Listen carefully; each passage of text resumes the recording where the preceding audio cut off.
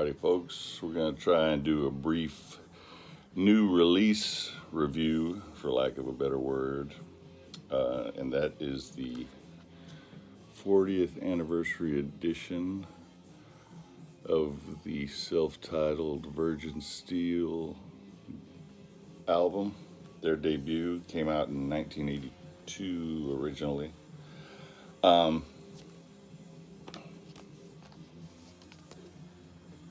Band shot from back in the day. Let's see if there's a booklet in here. They also released Guardians of the Flame, their second album, has a 40th anniversary edition release too, but I did not get that because it has the exact same track listing as the 2016 release. So I'm going to guess that this one was also released in 2016. It was probably just a reissue. This one is a reissue remaster. It's got some bonus tracks on here. Virgin Steele, I'm pretty sure I remember this album cover when it came out and immediately glossed over it because that's not a very metal looking album cover. I thought the name was kind of cheesy too. Even for a 14-year-old kid, Virgin Steele seemed kind of cheesy. Then I saw Guardians of the Flame and thought, well, they're just another Manowar ripoff band. I remember seeing the album cover for Noble Savage and thought that was one of the worst album covers I've ever seen in my life. I'm pretty sure they've reissued it and they've still kept that same album cover. It's absolutely hideous. But anyway, I pretty much dismissed them right out of the gate as being a Manowar ripoff. And it wasn't until a few years ago, I think it was Cult Metal, a channel on YouTube. They play older albums, feature older albums, I should say. And they had Virgin Steele, the House of Atreus. It could be Atreus.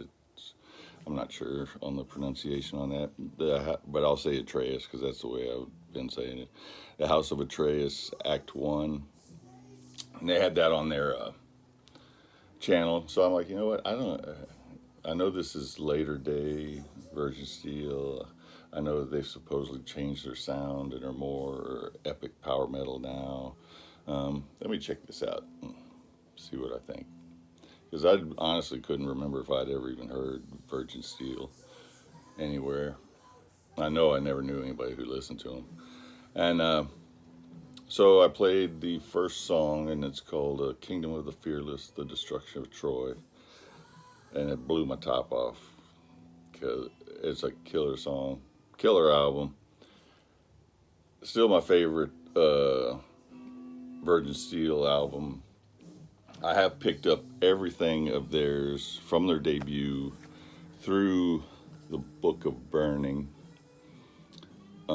which I think came out in 2002. This was originally out in 82. I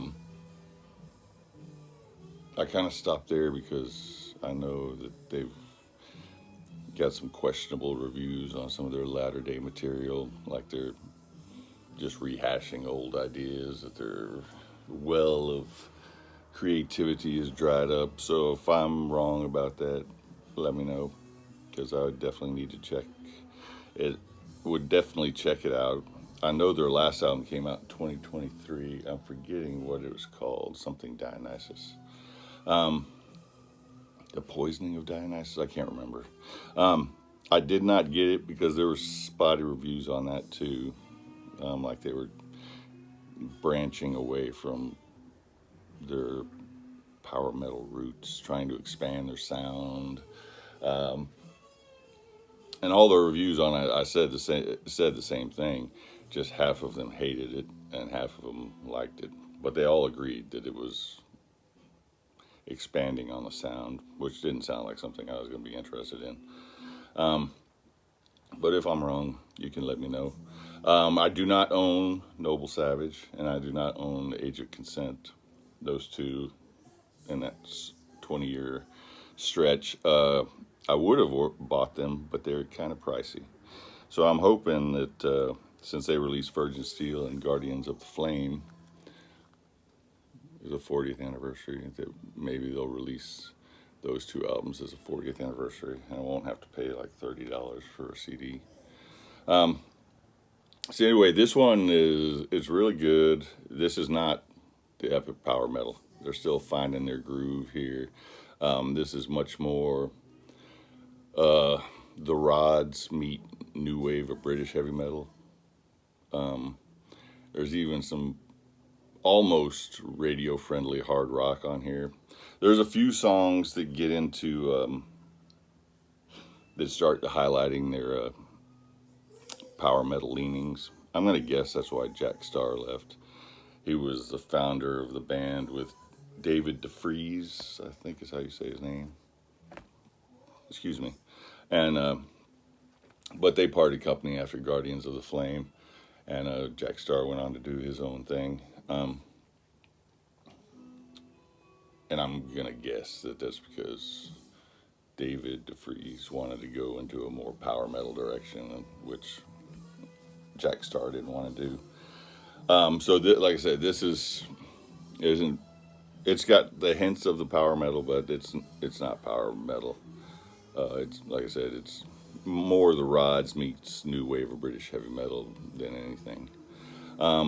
There are a couple songs, Minuet in G minor, that's just a little instrumental thing, and Children of the Storm that they redid for the Book of Burning.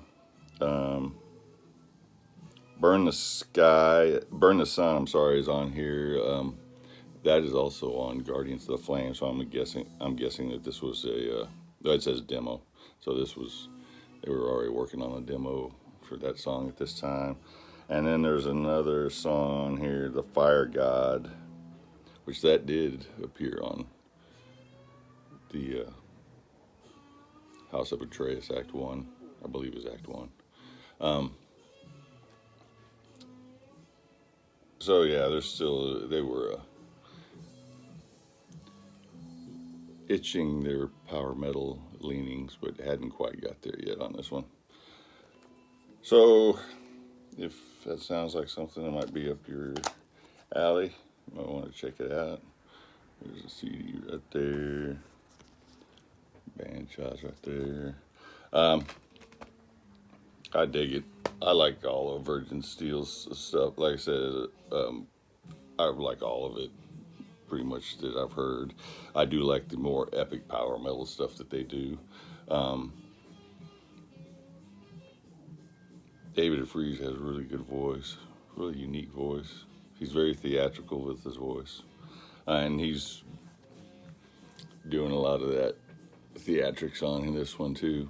Although I would say his theatrics are closer to David Lee Roth on this one than his normal screeches and growls and wails.